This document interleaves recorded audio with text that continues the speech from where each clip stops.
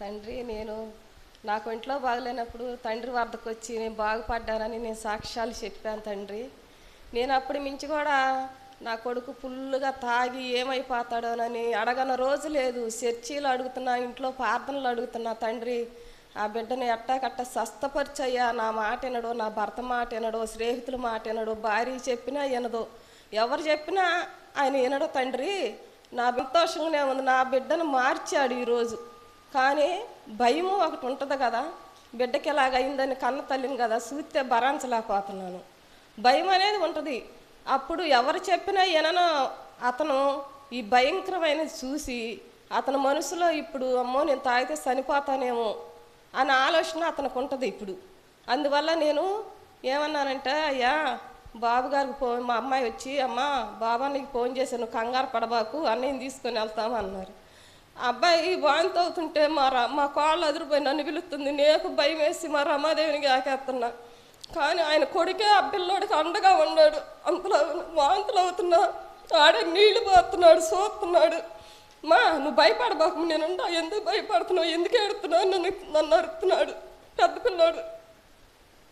రమాదేవి వదినకి ఆకేస్తుంది, వెళ్ళమ్మా అన్న. అది భయపడుతుంది చూడలేక. అట్ట ఒకళ్ళకొకళ్ళకు ఉంటానే భయపడకుండా ధైర్యం చేసి పిల్లోడిని తీసుకొని బయలుదేరారు. బయలుదేరిన తర్వాత ఏం జరుగుతుందో ఏమని అంతలో బాబు ఫోన్ చేశాడు. ఎందుకమ్మా కంగారు పడుతున్నామా ఏంటంటే, కంగారుగానే ఉంది కానీ మళ్ళీ ఏదో ధైర్యం వస్తుంది, నాకు ఎక్కడి నుంచి వస్తుందో తెలియదు. ఆ ధైర్యం ఆగు, ధైర్యం ధైర్యం ధైర్యం అని అనుకుంటున్నా. ఏసయ్యా నాకు ధైర్యం కావాలి ఈ స్థితిలో. బాబుని తీసుకొని వెళ్ళారు. అక్కడ అంటారా, విజయవాడ అంటారా, ఎటు పంపిస్తారో తెలీదు అని అప్పుడు నేను మళ్ళీ దేవుడి దగ్గర ప్రార్థన చేసుకుంటా నించొని, అయ్యా నా బిడ్డని ఇక్కడి నుంచి ఇటే, మా ఇల్లు అమ్మినా చాలదు, అట్టడి పరిస్థితి బయట వేసాడు. చేతిలో రూపాయి కూడా లేదు మాకు నిన్నటి వరకు. ఎలా చేయాలి ఏంటో సీటీ కడదామని 5,000 ఉంచుకున్నా. ముందు మా ఆయన జేబులో పెట్టి 5,000 ఇవ్వండి అయ్యా నా దగ్గర, అక్కడక్కడ ముందు పిల్లాడిని తీసుకొని వెళ్ళిపోండి అని చెప్పా. తీసుకొని వెళ్ళినాక మా కాళ్ళు కూడా నా కాడ ఒక 5,000 ఉండి అత్తయ్య తీసుకొని వెళ్తాము, కంగారు పడబాకు నువ్వు అని నాకు ధైర్యం చెప్పి వాళ్ళు వెళ్ళారు.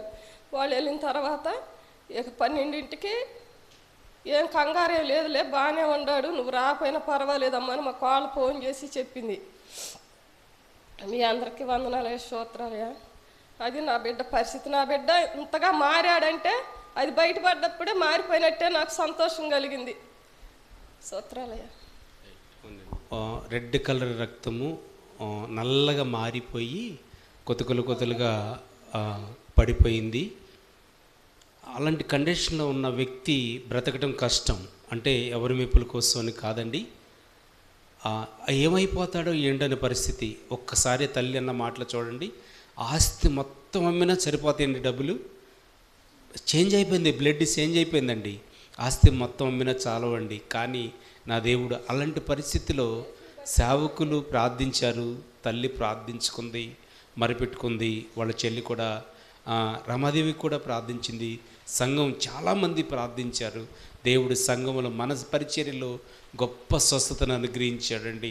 సాంసరావు అలాంటి కండిషన్లో హాస్పిటల్కి వెళ్ళినప్పుడు డాక్టర్లు కూడా అన్నారండి, రిపోర్ట్లు వచ్చిన తర్వాత ఏదన్నా చెప్పగలం కానీ అసలు ఉంటాడో ఉండడానికి గ్యారంటీ లేదని చెప్పేశారు డాక్టర్లు. ఎందుకంటే ఆ రక్తాన్ని, ఆ మాటలు చూసి అలా అన్నారనమాట. గమనించండి, దేవుడు, నా దేవుడు ఆ రిపోర్ట్లు మార్చాడు. దేవుడు ఆ గెడ్డలు నల్లగా ఉన్న రక్తాన్ని మళ్ళీ తిరిగి తన విలువైన రక్తం ద్వారా, తన అమూల్యమైన రక్తం ద్వారా మార్పు చేశాడు దేవుడు.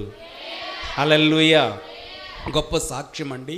ఈ తల్లి కన్నీటిని నా దేవుడు తుడిచాడు. ఒకసారి మీ కుడి హస్తం చూపించండి తల్లివైపు. అందరం ప్రార్థన చేద్దాము. సాంబశివరావు కూడా మందిరానికి రావాలని ప్రాధేయపడదాము. ఆ తమ్ముడు కూడా ప్రార్థన చేయించుకున్నాడు. యేసయ్య నన్ను స్వస్థపరచు, నేను మందిరానికి వస్తానని కూడా చెప్పించాము అన్నాడు చక్కగా. తను కూడా డ్రగ్స్ కాదు, ఆ పాన్ పరకు ఆ గుట్టాలు ఆ పెదాల మీద వేసుకుని రక్తం చేంజ్ అయిపోయిందండి.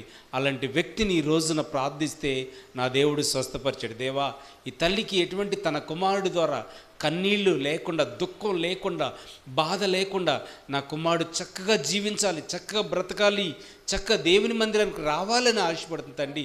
సాంసోరని దేవా, తన కోడల్ని దేవుని మందిరాన్ని నడిపించింది. ఎప్పుడు కూడా మరి ఆ గుట్టాలు తినకుండా, అయా పాన్పరాకులు తినకుండా, ఆ త్రాగుడు అయా నిత్యము తాగి అయా ఇష్టానుసారంగా జీవిస్తున్న వ్యక్తిని ప్రభువా మీరు చేంజ్ చేశారు, మార్పు చేశారు తండ్రి. ఇంకా పూర్తిగా మార్చమని అడుగుచున్నాను, సహాయం చేయమని అడుగుచున్నాను. సంఘ ప్రార్థన ఆలకించండి అయా, మొరపెడుతున్నాను తండ్రి. ప్రభు నాయన అయా, మరణపు అంచుల్లోకి వెళ్ళాడు సాంబశివరావు. అయా, నీకు 2 చేతులు జోడించి నీ పాదాలు పట్టుకున్నాను తండ్రి.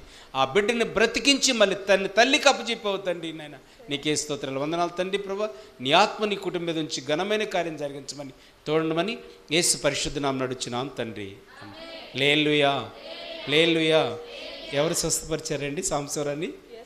యేసయ్య స్వస్థపరిచాడు. ఎవరండి? 70 లక్షలు కావాలంట మా అబ్బాయికి వచ్చిన దానికి. చూడండి ఎంత పెట్టినా కానీ మనిషి దక్కుతాడో. దక్కుతాడని చెప్పలేదంట. మా ఆయన వచ్చి చెప్పాడు, నేను రమ్మంటే నేను రాలేనయ్యా అన్న. నేను చూడలేను, నేను రాలేనంటే అప్పుడే డాక్టర్ గారు వచ్చి, బాబు నీ వయసు అంతా నీవంతా నువ్వు ఇంత పని ఎందుకు చేస్తున్నావు? నీకు 70 లక్షలైనా కానీ, 70 లక్షలు చూసావా? 70 లక్షలైనా కానీ నీకు ఇది బయట పడదు, నీకు ఉంటావో ఓడతావో తెలియదు. అలాంటప్పుడు నీ నీ నీ తల్లి చేసిన పుణ్యమో తండ్రి చేసిన పుణ్యం నిన్ను ఒక దేవుడు బతికిచ్చాడని అక్కడే చెప్పాడంట. మా ఆయన వచ్చి నాకు స్పష్టంగా చెప్తున్నాడు, ఇట్లా అన్నాదమ్మా డాక్టర్ అని. అందుకని నేను నమ్మి దేవుడే నా బిడ్డను బతికించాడని నేను ఆశిస్తున్నా. త్వరలో నా బిడ్డ మందిరానికి నడవాలని ఆశిస్తున్నా. మీ అందరూ చెప్పట్లు కొడదాం. హల్లెలూయా. ఇప్పుడు బాగుపరిచినప్పుడు మనం దాద్దామా? దాన్ని దాయకూడదండి, లోకమంతటిని తెలియపరచాలి. చూడండి, ఆ తల్లి ప్రార్థన, ఆ కుటుంబ సభ్యుల ప్రార్థన, ఎన్ని లక్షలు పోసిన బాగుపడని ఆ వ్యాధి అండి, ఆయనకి అసాధ్యమైందంటూ ఏదీ లేదంట. ఇప్పటికి బానిసలు అయిపోయిన వాళ్ళు ఉన్నారు, పాన్పరకు లోకానుసరమైన అలవాట్లో ఉన్నవారు ఉన్నారు.